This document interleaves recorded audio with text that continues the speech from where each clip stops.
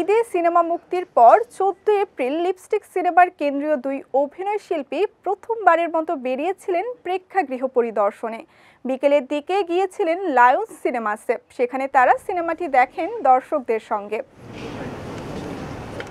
Cinema দেখা শেষে নায়িকা পূজা চেরি ও নায়ক আদর আজাদ তাদের অনুভূতির কথা জানান।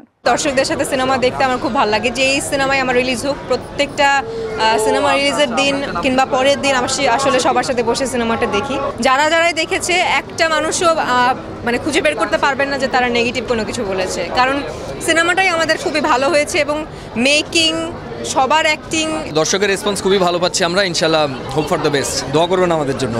লিপস্টিক দেখে ভালো লাগার কথা জানিয়েছেন দর্শকরাও। ছবিটা ভালো লাগছে, নতুন ধারার গল্প, দেখতে হবে সবাইকে। ছবিটা ভালো লাগছে, পূজার অভিনয় ভালো ছিল। আমার কাছে মনে হয়েছে মানে পরিচালক ঠিকভাবে কারো কাছ থেকে অভিনয়টা বের করতে পারে না, এই আর কি। গল্পটা ঠিকঠাক মতো প্রেজেন্ট হয় নাই। খুব ভালো ছিল, খুব ভালো হয়েছে। সিনেমা ভালো হয়েছে, অনেক সুন্দর একটা গল্প। নায়কের ক্যারেক্টার ভালো লাগে নাই, নায়িকা পূজা যে একটা ট্রেন্ড দেখাইছে অনেক ভালো লাগছে। বুসির ক্যারেক্টার বেশি ভালো লাগছে। ছবি সম্পর্কে বলবো, ছবিটা খুবই সুন্দর, মানে আনকমন, খুব ভালো লাগছে। সিনেমাটি নির্মাণ করেছেন কামরুজ্জামান রুমান। দর্শক হিসেবে নিজের সিনেমা নিয়ে মন্তব্য করেছেন এই নবীন নির্মাতা।